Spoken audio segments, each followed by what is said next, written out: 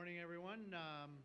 My name is Neil Levesque. I'm the Executive Director here at the New Hampshire Institute of Politics at St. Anselm College. I want to welcome you to another in our wonderful series, Politics and Eggs, which of course goes back many, many years to 1997. Some people are always surprised to know that if you ever saw the show The West Wing, of course, if you're a student here at St. Anselm College, you say, I've never seen that. But Politics and Eggs is actually in the West Wing at one point when President Bartlett is signing the eggs in the Oval Office. Very funny. Hopefully we'll have that happen again.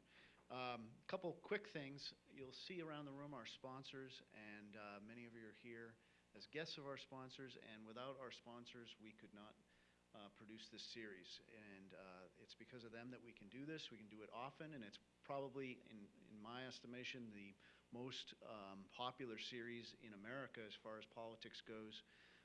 We have more political activity in this building and on this campus than any other campus in the United States, and a lot of it is because of these great corporate partners that we have. A couple of other things about St. Anselm College. Just want to mention that we have the Senate President here, Donna Soucy, and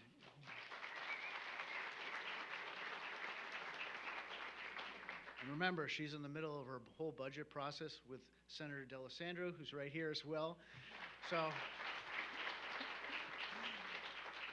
their cars are going to be speeding for Concord soon. But I just want to mention something about this quarter's St. Anselm magazine. As you know, the Senate President is a graduate of St. Anselm College, and we're very proud. We picked one of these up today, and they're in the building, so it's great. I've been here about 9 years. In the 9 years I've been here, my absolute best partner is the New England Council for almost everything that they do and we do together, and it's just been an absolute fantastic partnership. And my friend Jim Brett, who leads that effort, continues to amaze me with the people that they bring throughout New England to their membership. And they are our great partner with Politics and Eggs, and so for the purposes of introduction, my great friend, Jim Brett.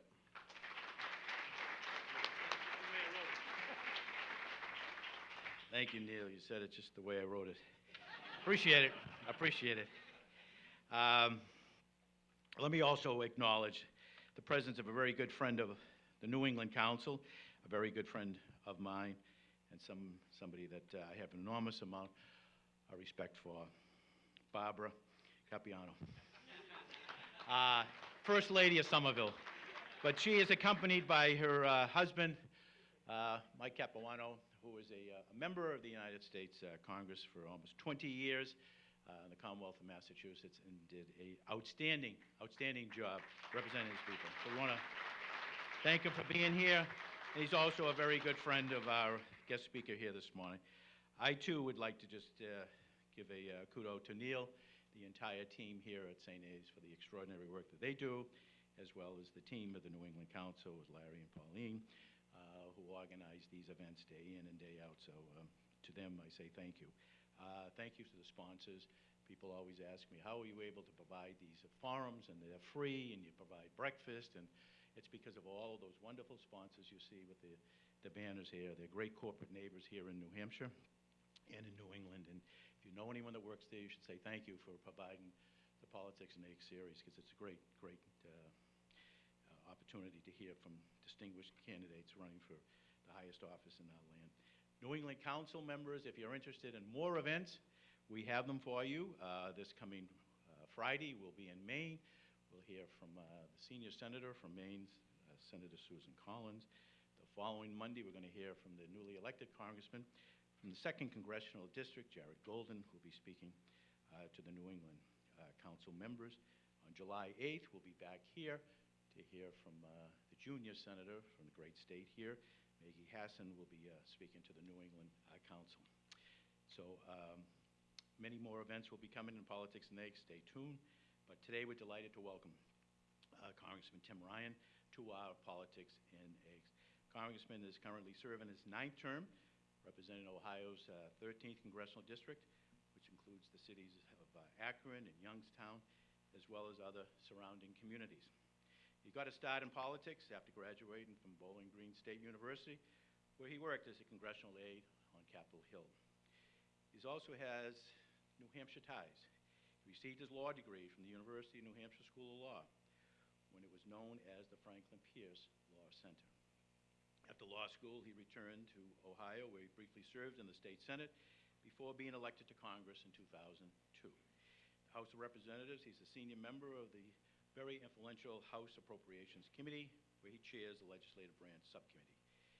He's also the co-chair of the Congressional Manufacturing Caucus, where he works with his colleagues on both sides of the aisle, including several members of the New England congressional delegation, to strengthen America's manufacturing base and reform U.S. trade policies. He's also the author of not one, but two books. The first was published in 2012 and is titled A Mindful Nation, How a Simple Practice Can Help Us Reduce Stress, Improve Performance, and Recapture the American Spirit. And the second was published in 2014, titled The Real Food Revolution, Healthy Eating, Green Groceries, and the Return of the American Family Farm. In April, he announced his candidacy for the 2020 Democratic presidential nomination. And we are pleased he could join us today to share his vision for the future of our great country as he campaigns here in the first in the nation primary state. Please join me in welcoming the Honorable United States Representative Tim Ryan.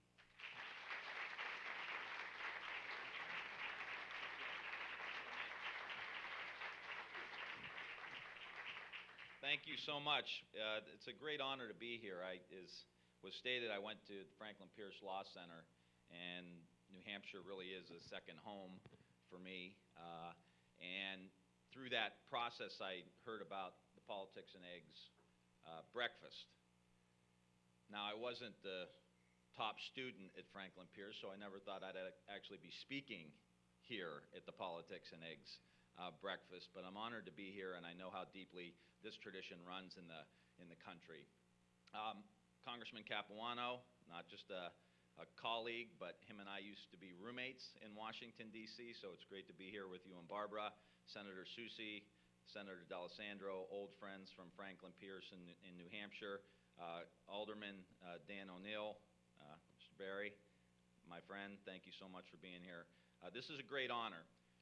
I believe we're at a real inflection point in the country's history. I come from an area in northeast Ohio, halfway between Cleveland and Pittsburgh.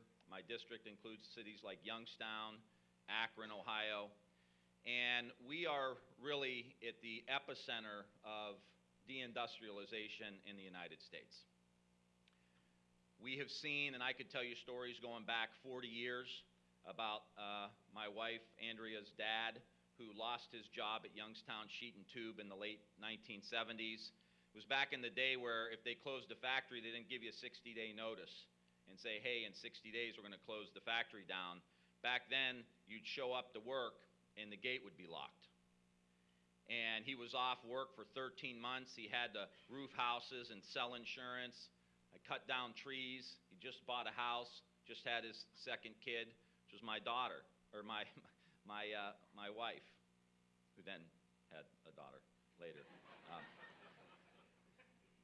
I can go back 15 or 20 years. I can tell you a story about my cousin Donnie, who was a Vietnam veteran. His last act at the factory was to unbolt the machine from the factory floor, put it in a box, and ship it to China. And people from that factory had to do the same thing to Mexico, and then go down to Mexico and literally train the workers who would eventually take their jobs. And I could go back just a few weeks to the General Motors factory in my congressional district just outside of Youngstown, Ohio. Used to be 16,000 people in the factory. And 2 days after Thanksgiving, they laid off the final shift. And the reason I tell you this is that when these factories close, I know who's working in them. They're my friends. They're our family. When these things happen, when someone dies of an overdose, there's a good chance we know who they are. And I believe it is going to be critically important for the next president of the United States to deeply, deeply understand what is happening to the working class in the United States of America. We see and hear the economy's going great, the stock market's up, the unemployment rate is down. Yeah, people got 2 jobs. People got 3 jobs. And the people who used to make 30 or 40 or 50 bucks an hour are now making 15 bucks an hour. And it's having its effect on our society. We see the ripple effect. My wife is a first grade school teacher. And Mason's 16, Bella's 15, Brady will be 5 tomorrow. And he's been reminding me he's turning 5 tomorrow since January, actually. Right after Christmas. Daddy, you know my birthday's in June. But we know what's happening. We see it. My daughter called me after the GM factory closed, crying, in tears, because her friend was crying to her because her dad lost his job. And they didn't know what they were going to do. And they didn't know if they had to move or if she was going to get pulled out of school.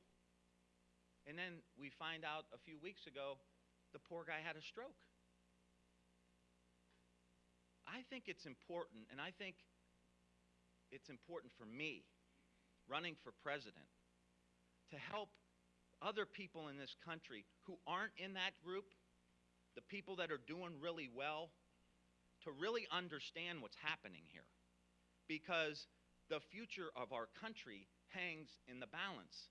And when you're sitting in Northeast Ohio and you see that the top 1% of the people in the country have more wealth than the bottom 90%, and you see elites from the coasts buying their kids into schools and knocking other working class families out, when you see the concentration of not just wealth but of opportunity, and then you represent a factory like General Motors and you see General Motors gets a bailout, General Motors gets a tax cut, my people get the shaft.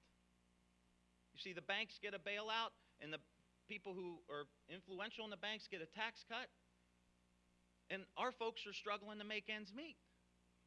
There's a level of unfairness happening today in the United States of America that is all of our problem. It's all of our problems. We're all Americans. Before you're a Democrat, before you're a Republican, you're an American. And we have a stiff competition that we're in today with the Chinese. They're coming at us economically, and we've got to figure out how we stop it. But it starts with creating opportunity in the country. So let's compare 2 26-year-olds.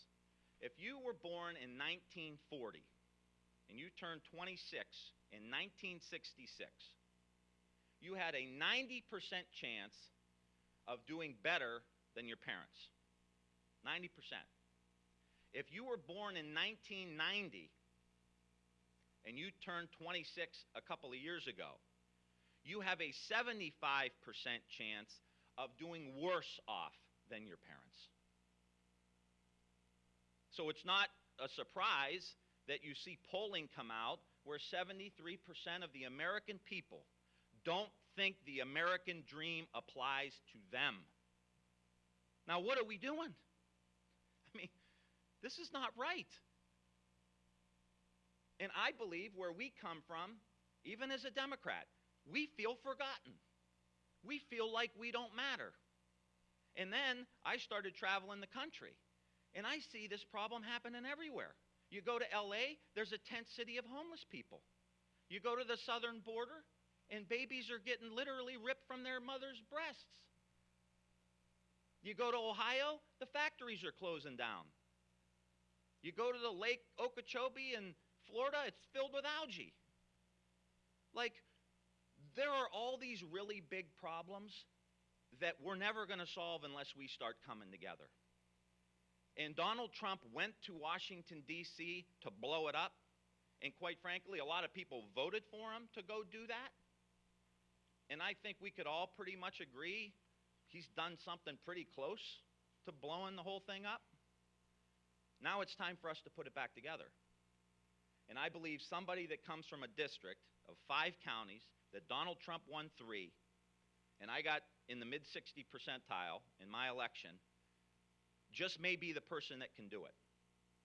And just may be the person that can go to Michigan and Wisconsin and Iowa and Indiana and Western Pennsylvania and Ohio and Kentucky, and let's reestablish a new center of gravity, not just for the Democratic Party, which has become in many ways very coastal and perceived in our area as elite, that if the new center of gravity is Youngstown, Ohio, or Akron, Ohio, maybe we can just start putting this thing back together. And I tell people all the time, when I walk into the Oval Office in the morning, no one's going to have to explain to me who I'm there for or what I'm going to do. And that means pulling it together. Business, labor, research, academia, state, local, federal, House, Senate, coming together around a few ideas that can move the country forward. And where I come from, people want solutions. They don't want a bunch of rhetoric. They don't want to hear a bunch of politicians talking. They want ideas that are going to solve the major problems in the country. And that's what I want to do. I believe one way to address this economic problem is for us to create an industrial policy in the United States of America that will actually get us building things again and making things again in the United States.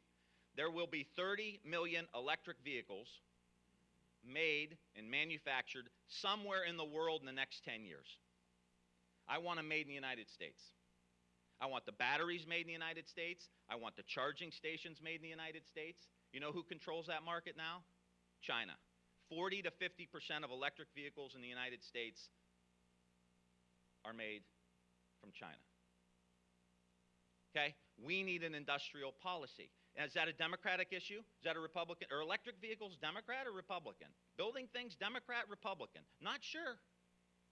But I know if we do that and we drive that investment into communities of color and old coal, old steel, old auto, old rubber communities, old manufacturing, old textile, we intentionally as a government drive the investment to where it needs to go. Drive the investment into those forgotten communities. We should do the same thing with solar panels. You know who controls 60% of the solar panel market today? China. Because they intentionally want to. As president, I intentionally want to dominate the electric vehicle market. I'm going to intentionally want us to dominate the solar market. And what does that mean for people in New Hampshire? It means we're going to get away from this economy where people are making 12, 13, 14 bucks an hour. And you can actually have a good job, a good union job with a good wage and a good pension and good security for you and your family. So you can have weekends off, so you can go on vacation. My people don't want to be rich. They want a little fishing boat. They want to take their grandkids fishing. They want to catch a ball game a couple times in the summer. They want to maybe catch a Browns game in the fall. You know, we got a football team now in Northeast Ohio, just so you know. Look out, Tom Brady, coming to get you. Our youngest son's name is Brady. So when I first started coming up here, people say, did you name your son after Tom Brady? And I looked him in the eye and I said, absolutely I did. I really didn't, but, you know. That's what they want. They just want an opportunity to go work hard, play by the rules. They take a shower after work, not before work. And they want to do their part. Let's get them excited about what the future of this country is. Because we're building this and building that, we're also taking care of the climate change issue. We've got to fix our healthcare system. So when people talk about pragmatic solutions, we've got to actually fix the root cause of the problem. And when we talk about healthcare, we need some public option. I've been on the single-payer bill since 2007. The next step has got to be some level of a public option for people to buy affordable, accessible health care. in the United States of America. That shouldn't be too much to ask. And people like my mom, who told me on Mother's Day she's paying $1,000 a month for pharmaceuticals, for prescription drugs, and she makes a little over $3,000 a month in her pension. This is the congressman's mom. Like, this is happening everywhere across the country. And it's not fair. And we've got to fix it. But we also need to have another conversation around health care that recognizes that 75% of the health care costs in the United States are from chronic diseases that are largely preventable. 75%, $2 to $3 trillion a year. So if we're going to fix the health care system, we've got to flip this thing from a disease care system, a sick care system, where we wait till everybody gets sick and then we dump a bunch of money into it and wonder why costs are going up, and we spend 2.5 times as much as everybody else in the industrialized world and get worse results. Let's flip the system and reward doctors for helping us stay healthy. Reward patients with rebates and refunds for getting or staying healthy. Half the country today, adults, almost half, have either diabetes or prediabetes. And a diabetic costs the healthcare system 2.3 times as much as a non-diabetic. Like, I don't care if we're single payer, private health, fee for service, out of pocket, VA care, I don't care what we're talking about. That system is going belly up within years if half the country has diabetes or prediabetes. Now we're realizing that you can actually use food as medicine. Who knew? Right? Who knew? But there are pilot programs out there where they literally give people healthy food, a couple $1,000s worth, and the support. And they reverse diabetes. Did you hear me? We can reverse it through food.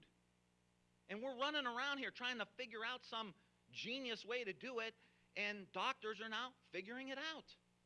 So we can free up money to take care of people who really are sick. And we can free up money for education and other health care programs and infrastructure and research and building the new economy with a healthy, more vibrant group of citizens. We've got to make sure we're addressing the mental health issue in the country with our health care system. Same thing with education. How are we going to beat China? 1.4 billion people. We have 330-some million. We need to be healthy and educated. And right now, we're falling behind. And I believe that, and I will push and promote and be introducing very soon a robust education reform bill. I will be the education president. And it starts with dealing with the root cause, which is our kids come to school in trauma. In trauma. Over 50% of our kids are low income. 50% of our public school kids are low income. And all of the adverse childhood experiences that come with being low income causes trauma. Divorce, job loss, all these adverse childhood experiences literally prevent your brain from accessing what they call the prefrontal cortex, your executive functions. The area of the brain you need to learn literally does not work when you're in fight or flight mode. So I will be pushing social and emotional learning programs, trauma-based care programs in our schools, making sure that every school has a mental health counselor to help our kids deal with this. And so why? Why am I pushing social and emotional learning? Because when you look at a robust social and emotional learning program, it has shown, study about 300,000 kids, an 11 percentile point increase in test scores. Literally closes the achievement gap. Closes the achievement gap. 10% increase in good behavior, 10% decrease in antisocial behavior, completely shifts the mood of the school, connects the kids to each other, teaches them about healthy relationships, teaches them how to talk through their problems and deal with conflict in a responsible way, these programs are out there. The problem is the federal government's broke. The current president has no clue about these things. Then no one's talking about it. I'm telling you, if you're looking for something different, if you're looking to actually get these things that are working all around the United States, I'm your guy. We're going to do this. We're not going to reinvent the wheel. We're going to keep pushing it. That's what I'm offering in this campaign. Real solutions that get to the heart of the matter. I think that's what the American people want. They want real solutions. They want us to come together and start solving these problems. That's what I want to do. Two other quick things I'll just share with you. When we're looking at the environment, and obviously building electric vehicles, building solar, building wind turbines, competing with China also helps with climate. We're missing an essential piece, and that's our agricultural policies in the United States. A lot of the sickness we see is coming from heavy uses of pesticides, herbicides, fungicides. We've destroyed the soil in the United States. You want to talk about social and emotional learning, I mentioned, has the support of both the Brookings Institution and the American Enterprise Institution, right-leaning and left-leaning, together around social and emotional learning. Let's push that agenda. We can actually get that done in the United States Congress. Talk about soil. There are people, farmers, who don't even think that climate change is man-made, that are promoting regenerative agriculture because it gets carbon back into the soil and it starts rebuilding the soil. Now, I could care less why you want to do that, but the fact that you want to do that and it's good for food and it's good for the environment and it reduces all of these pesticides and all of these stuff we're putting on our food that's making us sick, then we have a coalition that we can move forward with. And it also helps with you didn't know you were going to get a little education here in soil health, did you, when you came this morning? But it also, when you put carbon into the soil, it increases the organic matter. And for every 1% increase in organic matter in the soil, that soil can hold another 25,000 gallons of water. The reason we're getting all this flooding in the runoff that goes into the Mississippi River is because we've destroyed the soil. And the carbon content in the soil is low. And oh, by the way, we need to get carbon out of the atmosphere and into something else. Let's put it into the soil. And we have a political coalition to move it forward. And our farmers are going bankrupt. Rural America is in a recession. Farmers haven't made a profit in 5 years. Pay the farmers to put the carbon in the soil and do regenerative agriculture and boost their revenues up. These solutions are out there. I'm not making this up. I didn't drive over here and say, I got an idea about soil health and how it fits into my political agenda. This is already happening. Let's stop all this fighting, come together around some of these key issues that we can move forward on. And our current system is killing 220 metric tons of fish die every year in the Gulf of Mexico because of what we put down the Mississippi River. Does that make any sense? And that's happening all around the world. It's time for the United States to start leading on the big issues of the day. Now, come on. Workers are hurting. People can't find affordable housing. We have a terrible immigration policy. Our criminal justice system is racist. Let's admit that and start fixing it. Women are being attacked over their own personal health care. Like, let's stop all the fighting. Let's come together and let's make America what we want it to be. Not what it is today, what we want it to be. That's our job. Just think how blessed we are. In the United States, we were born here or we immigrated here. Talk about lucky. Vladimir Putin is not our president, right? We don't live in a communist country where we are suppressed. But with that comes responsibility. And the responsibility is not, I'm not a savior, right? I'm not a superstar. I have no fairy dust I'm going to sprinkle over the industrial Midwest or, New England states and say, it's all fixed now. I'm not. No one can. It's about us coming together and solving big problems. I want an opportunity to lead that charge because where I come from, we've been searching for these solutions, and they're out there. And I'm not going to sit by and hand Mason and Bella and Brady and my nieces and nephews and your kids and your grandkids the current status quo. I'm not going to do it. Tim, you're from the House of Representatives. No one's won from the House of Representatives in how many years? I don't care. You think I care about that? You see what we're doing to our kids, to our communities, falling apart, blight everywhere? No one will take down the homes. Poor citizens in my district are trapped in neighborhoods that have high crime and blight and lead in the water? No. Sit on the sidelines, wait your turn? No. You wait your turn. I'm not waiting my turn because there's more people in the country that feel the way I do than, oh, we should wait and maybe we'll take care of it down the line. No way, not me. And I may ruffle a few feathers, and I may have some coastal Democrats, Ivy League Democrats that may not like what I'm saying, but I'm going to speak the truth as I see it and I feel it. And we're going to move forward together. Business, labor, education, federal, state, local. The best ideas out there, we're going to scale them up. And we're going to take care of the forgotten people in the United States. They will be forgotten no more. And it's going to be all of us doing it together.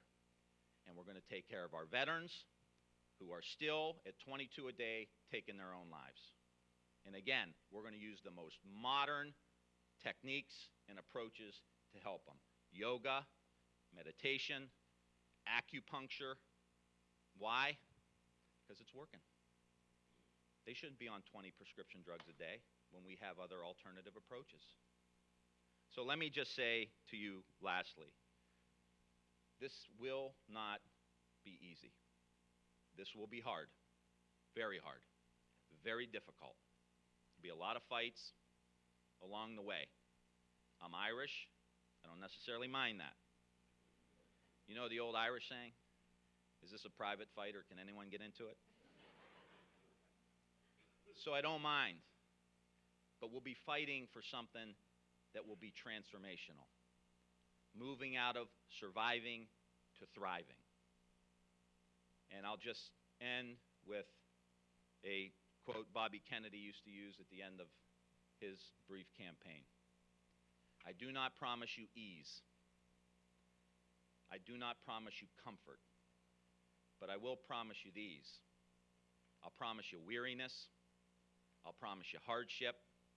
And I'll promise you sacrifice. And with these, I promise you victory. Thank you so much.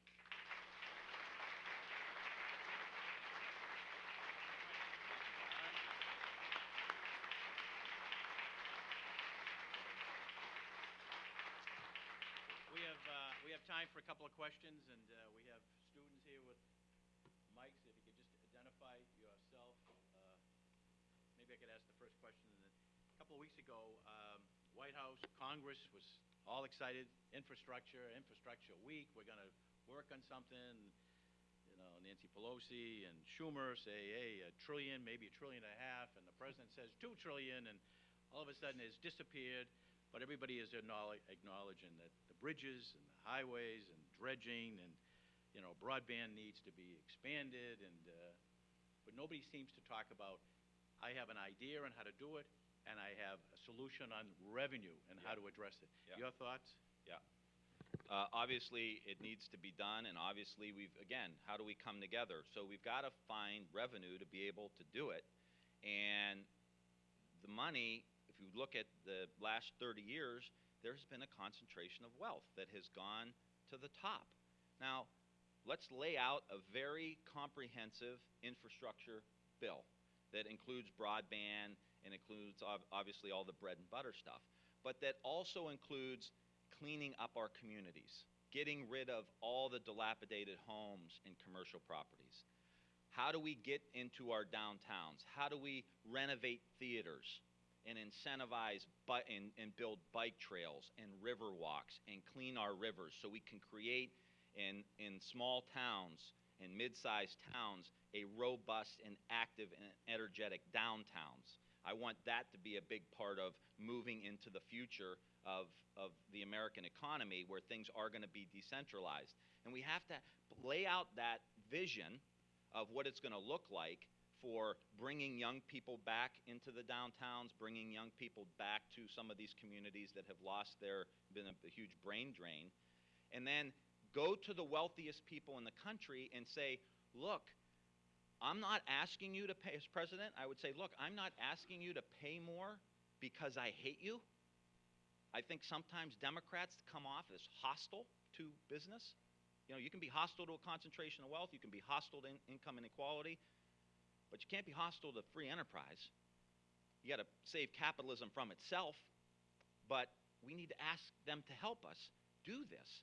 But lay out a plan for them so that they don't feel like they're dumping money into broken systems, like broken healthcare, broken education, broken infrastructure, broken immigration. Then you go ask people for money, whether you're $50,000 a year or $50 million a year. Fix the system. And I think that big vision is something that hopefully we can generate some revenue from. Questions for the congressman? Take the gentleman in the back. He has a vest on. You got to call on him. The federal debt is currently more than $22 trillion, and our deficits are set to hit $1 trillion as soon as next year. These spending trends tend to affect everything from mortgages to student loans to our purchasing power. So I just want to know what your approach is to these issues and how you're going to reach across the aisle to achieve change in this matter. It's a great question about the deficits. $1 trillion a year coming up on top of a $22 trillion debt in the United States. Again, we just passed, I didn't vote for it, but the Republicans just passed a tax cut for $1.5 trillion. When you pay that back, it's actually going to be about $2.3 trillion at a time when the economy is, stock market's up, unemployment's low, and what we saw was almost $1 trillion in stock buybacks from companies who took the tax cut and went and bought their own stock. Stock prices went up. Then you saw a bunch of CEOs selling their stock for 10, 20, 30, 40, 50 million bucks. So the American people, we've got to ask ourselves, was that really a smart thing to do when we need infrastructure, need education, need health care, need all of these things? So we've got to ask for more revenue, but again, put a package together in which we're investing into the future. And we've got to stop looking at investments into education and early childhood education and infrastructure as budgetary line items. They are investments. Look at what Ray Dalio put out a few months ago, where he actually accounts for these investments. So early childhood is like a 10 to 15% return on our investment. Infrastructure could be anywhere from 10% to 20% return on our investment. So we have to balance the budget in the long run, but the way we get there is by reforming our systems, reforming healthcare, reforming education, reforming the bureaucracy that is the United States government. It's got to get lean and mean. Audit the Defense Department, squeeze all the waste we can out of that.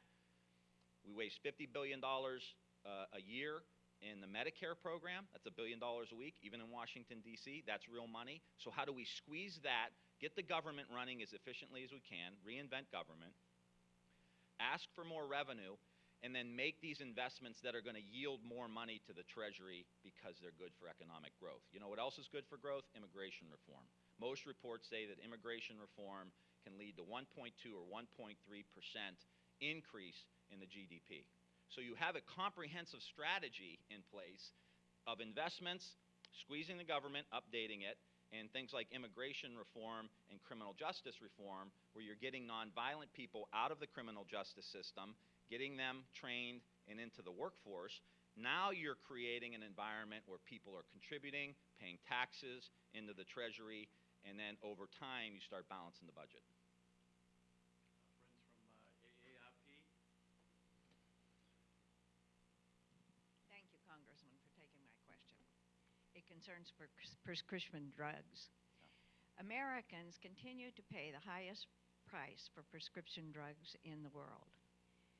One should not have to choose between buying food and taking their medicine. Do you agree that prescription drug prices are too high? And if so, how specifically would you work to reduce the price of prescription drugs and cost for all Americans? Appreciate the question. As I said, even my mom back in Ohio is dealing with $1,000 a month in prescription drug costs. It's criminal. It is absolutely criminal. What we're asking our seniors primarily to pay, but it's also insulin. It's all of these different things where you're seeing huge price spikes. What really frosts me is how much money, and Congressman Capuano was big on this over the years throughout his career, is the amount of money that we as taxpayers invested in the basic research. That's taxpayer money that goes to the National Institutes of Health. And all of this research is done because companies by themselves won't make that big investment. So it's smart for our economy, smart for our people to make that big investment. And we have. And then the pharmaceutical company comes in and takes some of that and then converts it into something else and then charges exorbitant rates for the very people who help pay for the original research. I think we need to have the Medicare program negotiate down drug prices. I think that's critical. How dumb is it that the Medicare program does not negotiate drug prices before they start buying drugs? The largest healthcare program in the country doesn't say, oh, you want all my customers.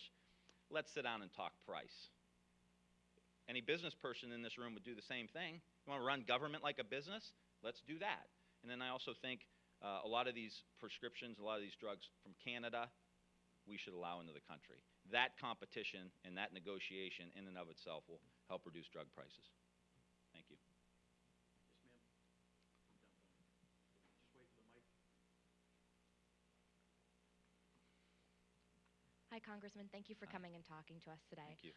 I'm a recent college graduate, and I'm very lucky that my parents were able to put me through college. My father spent the past 42 years working as a boat mechanic. There are millions of Americans who need job training in order to adequately perform their jobs. My question for you is, what would you do to ensure that we are increasing our workforce and ensuring that every American has access to training that they need to do their job? Well, a great question. We do have in the United States many jobs that go unfilled because we don't have the skill level to fill the jobs. And I think this, again, is a failure of government. We spend a lot of money on job retraining that doesn't necessarily get people into the jobs we want. I think we've got to get this money as close to the local level as possible, working with community colleges and local job training programs, and making sure they're tied into the local community, figuring out what the job opportunities are. And I talked about building, let me just say too, part of my K through 12 agenda is going to be to have robust vocational training back in our schools so that we actually get kids on a track to have a job. Now, telling everybody in the United States for 30 years that you got to go to college or you're a worthless citizen was probably the wrong way to go. That was the biggest farce sold to the American people. And now we have millions of people in debt for going to college, which we should allow them to negotiate down that interest rate, put some more money in their pockets, or pay down their principal. But getting these programs operating efficiently at the local level, working with the business community at the local level to figure that out, having vocational training so you can get people on a track to get into those jobs. In Ohio, we have a program. It's a welding program. You can literally get 13 credits of the 33 that you need to become a welder before you even get out of high school. And so you're already on the track, graduate from high school and say, oh, what am I going to do? I already have 13 credits. I might as well go. And oh, by the way, you start welding and you're making $75,000 a year with no student debt. And we should pay for the training, the certifications. So that's what I would do. But it's got to be local and efficient and plugged into the local economic ecosystem. Young lady. You sort of stole my thunder with that last question, but Congressman, thank you for being here. My name is Laura Scott. I'm with the NHIOP Concord's Community College, so I appreciate the answer to that previous question. I knew you wanted to hear that, so I You're well known for your dedication to mindfulness, and I was wondering how you're looking to incorporate that into your different platforms. So the practice of mindfulness is a meditation practice where you train your mind to be in the present moment, which is the only moment there really is. Our minds tend to go into the future, into the past. Both of those cause a great deal of anxiety. Our minds, we're talking about the kids in schools being in fight or flight mode. So contemplative practices are being seen and researched, and there's a lot of information, a lot of scientific research to back this up. You can literally get your mind out of fight or flight mode. And so what that does is that boosts your immune system, reduces your stress, therefore boosts your immune system. Your body naturally wants to heal itself, but with our diet and stress levels, we screw it up. And so mindfulness type practices are showing great success in reducing stress, boosting the immune system, and helping with a myriad of problems that we have, ulcers, heart disease. It really helps with inflammation. If you look at the underlying cause of a lot of our sickness, it's inflammation to our body, and that leads to high blood pressure, heart disease, all kinds of other things. By reducing the stress level, it almost acts as a cooling agent for your body to reduce inflammation, and then your immune system is stronger and it can then heal itself. So I would like to continue to do research on practices like this, also transcendental meditation, yoga, some of these things that have been around for 2,000 to 3,000 years. How do we continue to research them and then find the findings and then implement them into our healthcare system, for example? There's a great program that was not far from here, down at the University of Massachusetts Medical Center, called Mindfulness-Based Stress Reduction, which I know your organization knows a lot about, that we're actually teaching doctors in medical school to teach patients how to do these techniques so that they don't go on prescription drugs. Like, the default position in the United States should be, oh, let me give you a pill. If we have other ways of approaching it, like in the healthcare system, I think we should lead the world, again, in giving people the tools they need, and it's going to reduce healthcare costs and increase the quality of life. Same with kids. Helps with focus or attention. I don't know if you noticed today, but kids are having a harder and harder time paying attention because of the technology, the information overload, all of these things. These are great practices to help get them de-escalated, sharpen their focus of their minds so that they can look in the eye, shake your hand, and we can start teaching our kids how to be in the moment. Just lastly, you see not all, but many of the top performers, Tom Brady, are doing yoga and some kind of centering. Kobe Bryant, Steph Curry, Phil Jackson used to teach this to the Chicago Bulls and then to the Los Angeles Lakers. Seattle Seahawks have an entire program. You're seeing it in medical schools now. It's robustly being researched around the world and showing great benefits. So we're going to continue to pursue it. Maybe one final question? Yes, sir. I always hate the last question. You know what I mean? It always ends up, Congressman, am I right? That last question always. So be nice to me, will you? Well, I'll try. All right. I'll try. I'm Tom Sylvia, and I really enjoy your theme of trying to pull the country together. I think everybody in this room believes in that theme, but it seems like there's almost more energy trying to divide this country apart. And as a leader of the country, what do you see that we need to do? What steps would you take to actually make it so that people now that disagree with you and have different views actually come together and work for the greater good? When I first got into Congress, I obviously came from an area that was devastated. And so my whole plan was, people wanted me to run for governor, run for Senate. I just stayed focused in my community, got on the Appropriations Committee, started bringing back some money to try to rebuild the community. And what we did was we would sit down and listen to each other, respect each other, know that if we're putting a deal together, we're all going to sit at a table, and all we need to agree on is this deal we're doing right now. We don't need to agree on every other thing in our lives, but we've got to get back to listening and respecting each other. And obviously the current president of the United States could use some training in mindfulness, deep listening, putting groups of people together. I mean, when you hear me talk, it's like we're going to sit down for the electric vehicle piece, and it's going to be business and labor and the unions and the research. You figure out how to make that happen. There's a great story. President Lincoln used to go. There's a little room right off of it's now Statuary Hall in Washington, D.C., in the Capitol. It used to be the House chamber. And there's a little room off to the side. And a member of Congress a couple years ago, actually, there was copy machines in there and everything, and he got it renovated and turned it into an office. And there's a little fireplace right there.